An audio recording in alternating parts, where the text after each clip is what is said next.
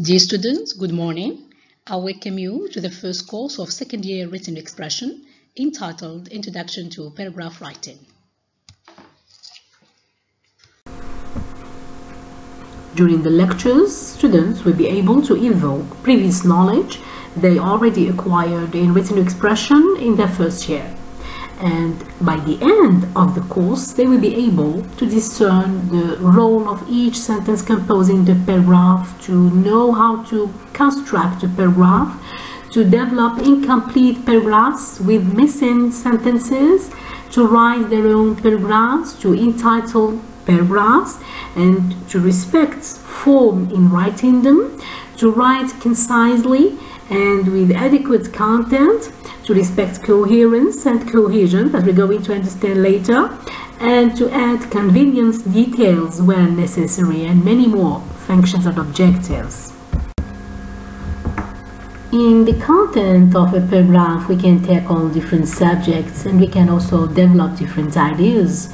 So we can describe, we can provide opinion, we can narrate a story, we can process a technique, we can explain something throughout cause and effect, we can contrast and also compare two or more things and elements, and so forth. A paragraph is a fundamental unit of a coherent text. It is composed of different sentences.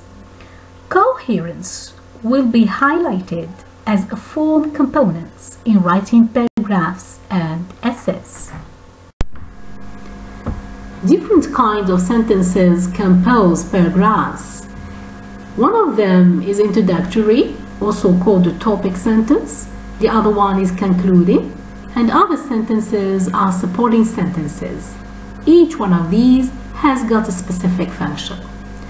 A standard definition of a sentence is an arrangement of orderly words. These words are generally nouns, verbs, auxiliaries, adjectives, adverbs, prepositions, linking words, and the relationship or this logical relationship between one another is going to give a meaningful sentence with a specific function. Each sentence in a paragraph has got a definite role. The basic sentence achieves a rather specific function. It introduces the topic we write about, and it is named the topic sentence. This sentence is the first sentence in a paragraph. It is also named introductory sentence in relation to the function it carries. This sentence is to be indented, and the paragraph body must have a margin on the right and a margin on the left.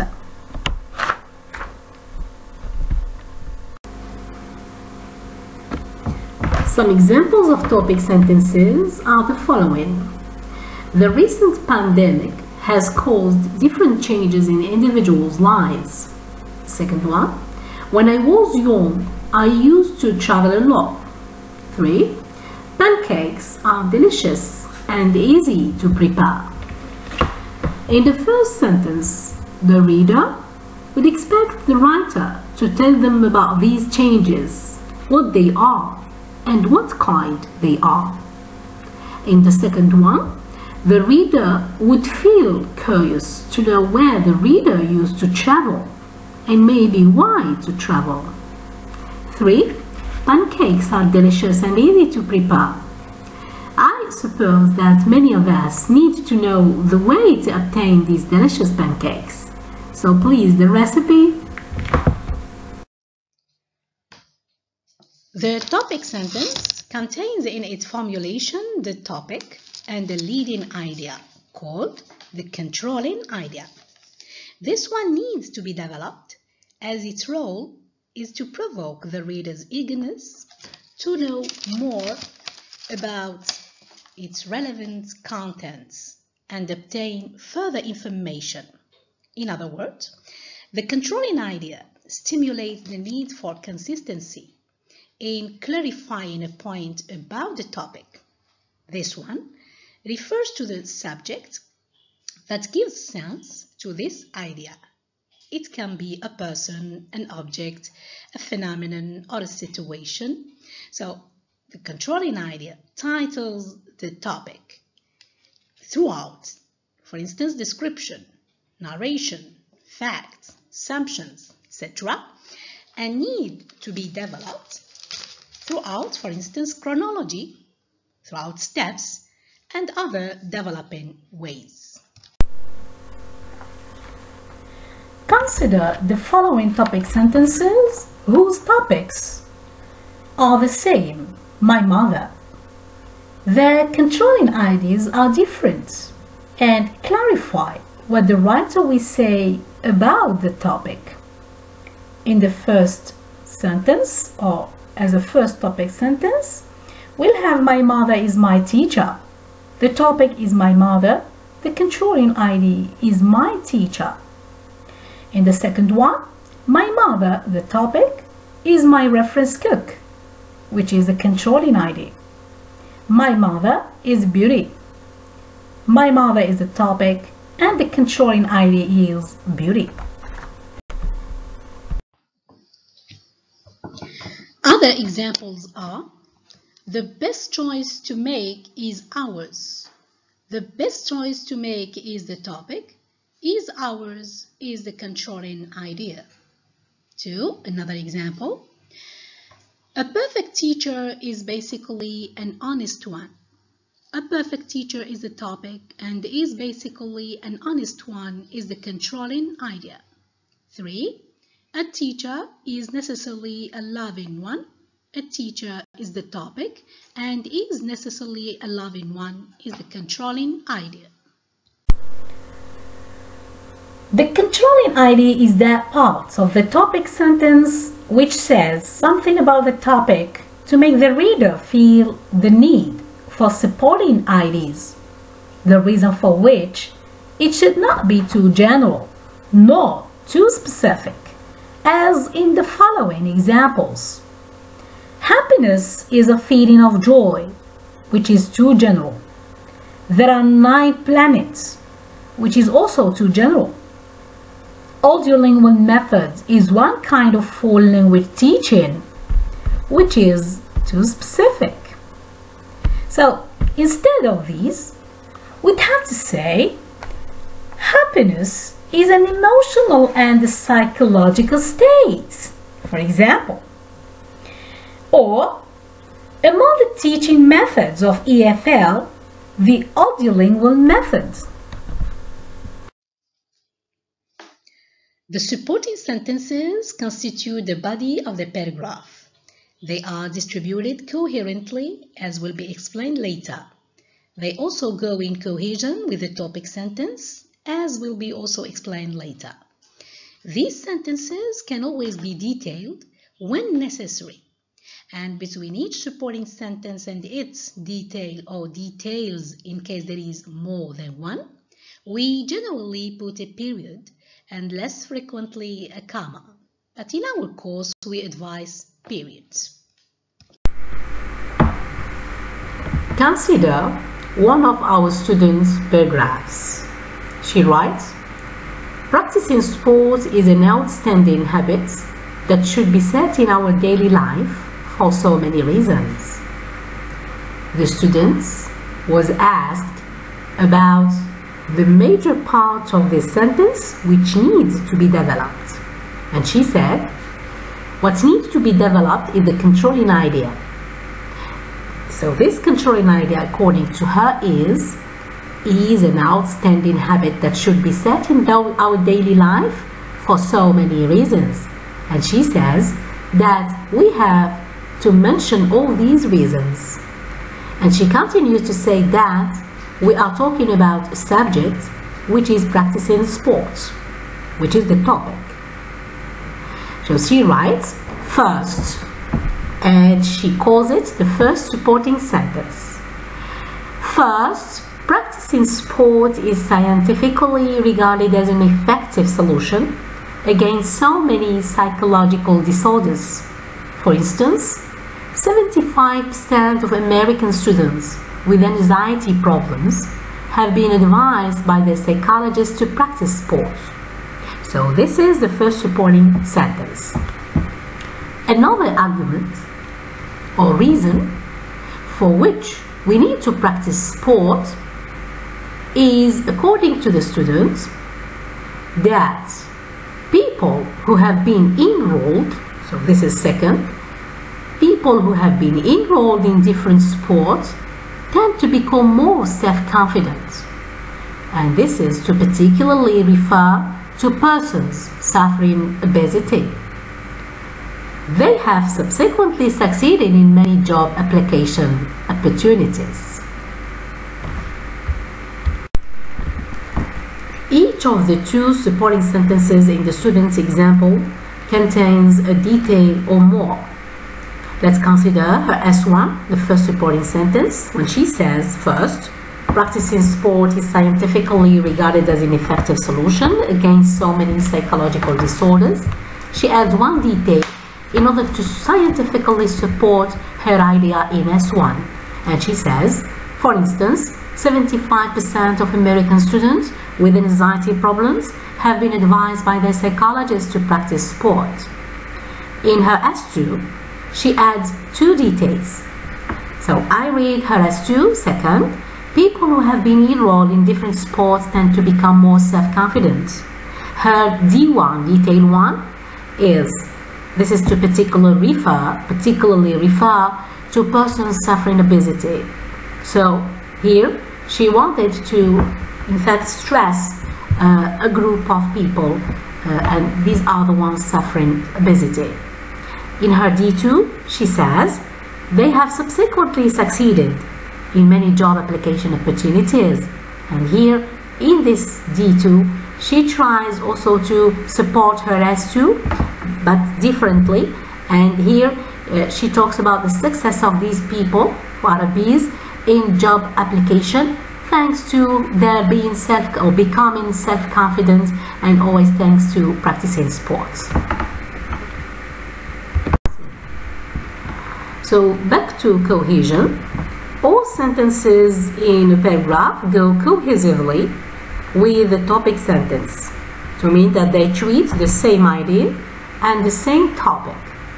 If you consider the topic sentence of the student's paragraph, practicing sport should be set as a habit in our daily life, and you also notice S1 and S2, you can understand cohesion or notice cohesion according to the colors, red and yellow.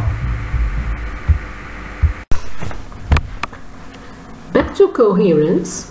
In coherence, the relationship between one supporting sentence and another should be logical in terms of many things. For instance, we can place supporting sentences by order of importance, by order of time, by function or step order, and also by using transition words. In this example, the two sentences follow a certain logic, as S2 completes the idea in S1, for instance. And also, there is transition, using transition words like first, second, between one sentence and another. Consider another example. The area where I live is ideal. It's a suburb not far from the center and it's quite lively. But there's still a feeling of space, and my block of flats is surrounded by trees. It's also a handy place to live because there are good local shops and a bus service that get me into the center in 15 to 20 minutes. The only disadvantage is that with the growth in the population, it's gradually becoming more built up than it used to be, which is a shame.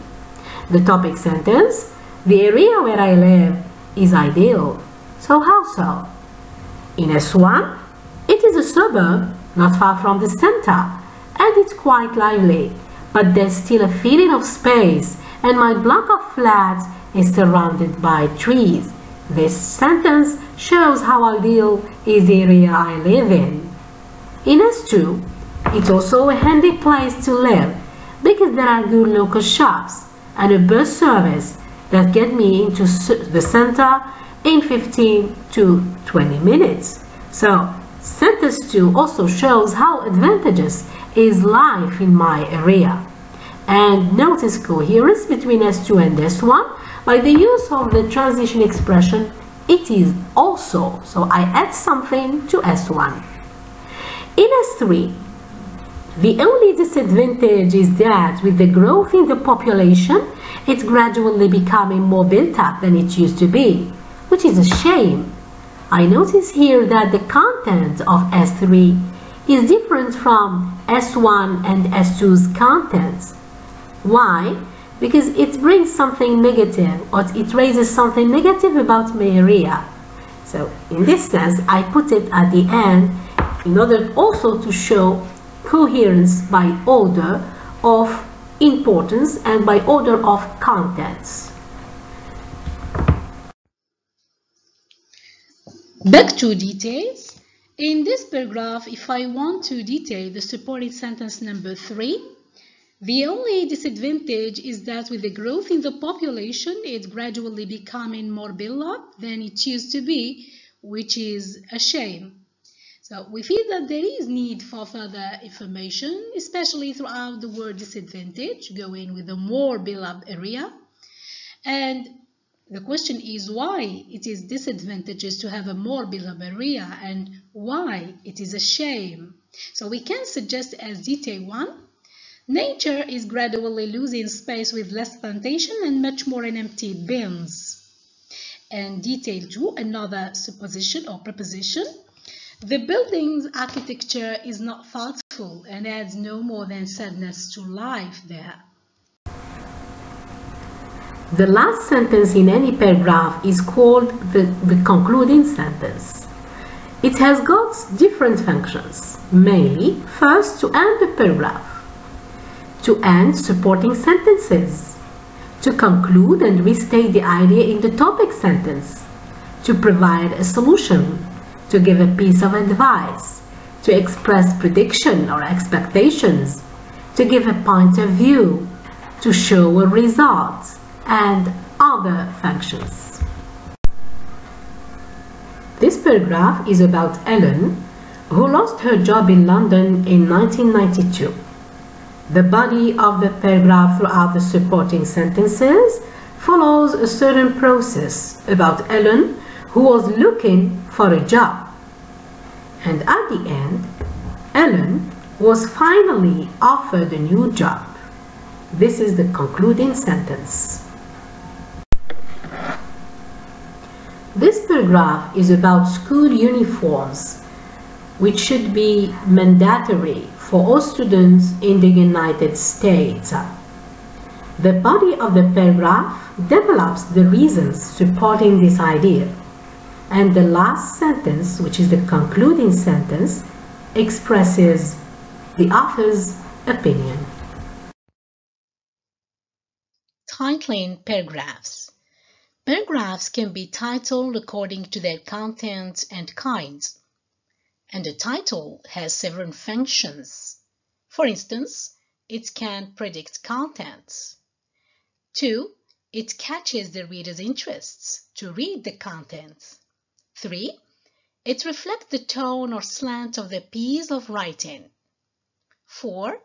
It contains keywords that will make it easy to access by a computer research. A title then gives a glance about the paragraph's content. For instance, we can understand the intention of description, of narration, or else throughout the title of the paragraph.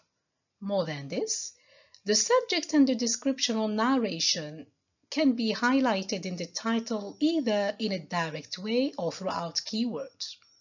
And a good title is then a short heading composed of at least 2 words and at last 5 to 6 words. And the title can also be a question. Different titles can be Why Go to Mass, representing an explanatory content. Rules at School, representing an instructional or informative content.